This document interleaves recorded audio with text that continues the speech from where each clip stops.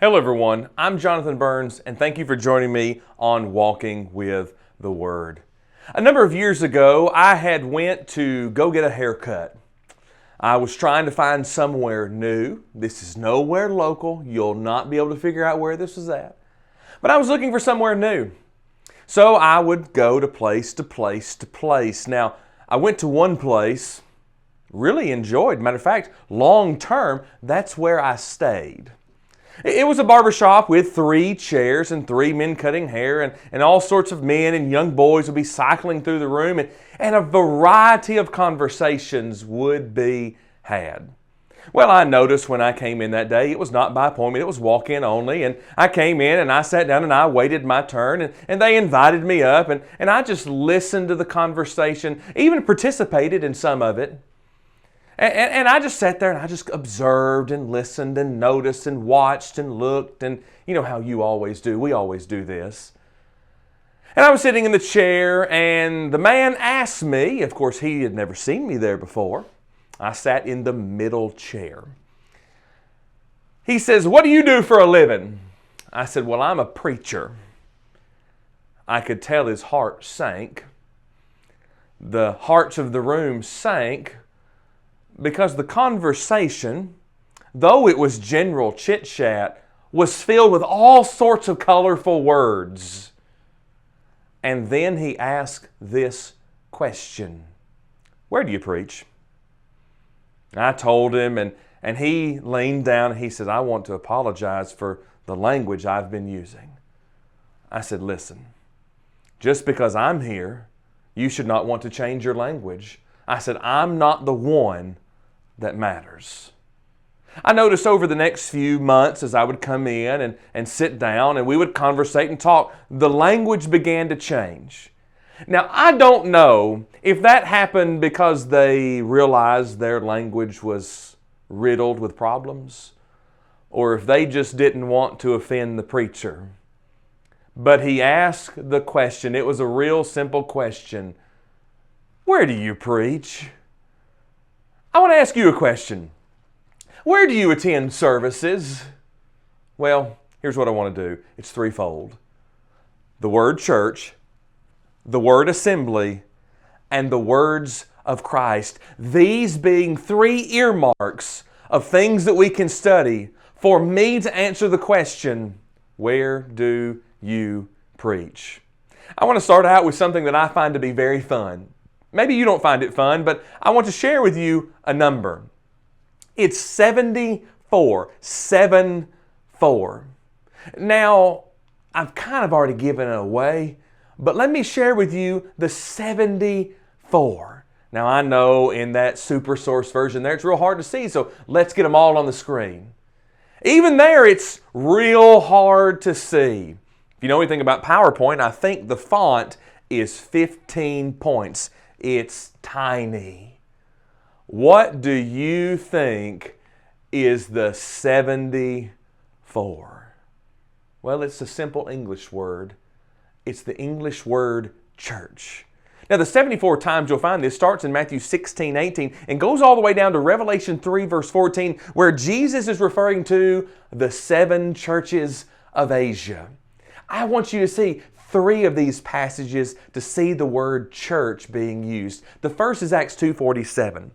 "And praising God, and having favor with all the people, and the Lord added to the church daily those who were being saved." In Acts chapter 2, as you and I will often call it, the establishment of the church, Peter and the rest presenting that sermon, verse 37, "Men and brethren, what shall we do? Repent and be baptized." Peter responds, and we see the establishment of the church. The apostles had been where Jesus told them to be, what Jesus said was going to happen, and on the day of Pentecost, Peter stands up and presents this message about Christ and His kingdom, the church. And the Bible records for us, by the pages of inspiration, the form of inspiration, that the Lord added to the church that belongs to Christ, in Acts chapter 2, has been established. In Acts 8:3 we read this: "As for Saul, he made havoc of the church, entering every house and dragging off men and women, committing them to prison. Here we have a man who was a Jew, Saul.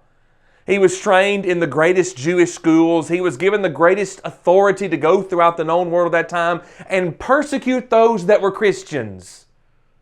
Look at what's said about this. He made havoc of the church. Saul, a Jew, he knew about the church. And he knew about the people who lived, if you go study the book of Acts, of the way. Saul knew about the church. Well, what is the church? Well, Saul persecuted every house, dragging off men and women. Not buildings, people. The church is people. Matter of fact, when it comes to the word church, it's used in Ephesians 5:32. Talking about this great mystery, it reads this way. And it describes Christ and the church, the husband and the wife, and a mystery. This is a great mystery. But I speak concerning Christ and the church. Matter of fact, in Ephesians 5 is one of the most tightly knit, packed zones of those 74 times the English word church is used. And here it's called a mystery. Christ and the church. So you have this word church, and it carries with it this idea there are people. Let's see next the word assembly. Now it is used some 132 times. Now I'm not going to put all those on the screen. It took me quite a few minutes to type out those 74, but you can go in any electronic form of the Bible and just type in the word assembly. It's used in the Old and New Testament, primarily in the Old Testament, 132 times. Now of this 132 times, it's used in the Old Testament to talk about the people of Israel when they come together and when they assemble. And many times when they assembled, the law was read or decrees from God were read. It also refers to various scenes when great gatherings of people are gathered together for law purposes. What I mean by that is decrees of man's law are read, and thus we have an assembly put together. It's used in the New Testament, referred to the same, but we also see the kingdom or the church being described in this assembly. Acts 19:41. And when he had said these things, he dismissed the assembly. Here, Paul was in a great problem. A great turmoil had risen up. A man steps in the crowd and steps up and he dismisses the assembly. They were trying to kill Paul. And this assembly of people, there's the idea. What's an assembly? It's people. It was referring to people. They had gathered and it was dismissed. In Hebrews 2:12, talking about the church and talking about faithfulness in the church, I will declare your name to my brethren. In the midst of the assembly, I will sing praise to you. Is the Hebrews writer saying, I'm going to go to the church building and I'm going to tell the church building? No, it's the people. It's the faithfulness of the people. It is the people who assemble together. We have this word assembly. In James 2:2, for there should come one into your assembly. Oh, here we are. Now we're talking about a worship service. If someone comes into your assembly, a man with gold rings and fine apparel, and there should come also a poor man in filthy clothes. What does James do? He says you treat him the same. Why? Because the church does not know of riches. If you are rich, you belong in the church. If you are poor, you belong in the church. And there's no distinction thereafter. So we have the church. We have the assembly. Now, I want to also side note this. We also have the word kingdom. The word kingdom. So we're trying to study the word church, the word assembly. To keep us in our time frame, the word kingdom also needs to be in our minds. It refers to the same group, those who assemble in the name of Christ. But let's also see together the words of Christ to build our minds. Here's Matthew 4:17. From that time, Jesus began to preach and to say, repent, for the kingdom of heaven is at hand. Remember that word kingdom? What did Jesus say was close? The kingdom's coming. The kingdom is coming. The church, follow it out. After about the 3.5 year ministry of Jesus, Jesus goes to his death at the cross, his burial in the tomb, and his resurrection outside of the tomb, out of death, and to his ascension. And then Acts 1 and Acts 2, the apostles did what Christ told them to do, and they were where He told them to be, and they presented the message of which He told them to present. Jesus proclaimed this kingdom. It is on its way. As we read about Jesus in the book of Matthew, we see through His ministry in Matthew 16:18, maybe one of the most famous or the most widely quoted passages. And I say unto you that you are Peter, and on this rock I will build my church, and the gates of Hades shall not prevail against it. What was Jesus coming to build? Well, it wasn't a building, earthly. It wasn't something you can knock on. His church. And Christ said He was going to build it. How did He build it? Well, He made the sacrificial payment for that church. Jesus talks about the church.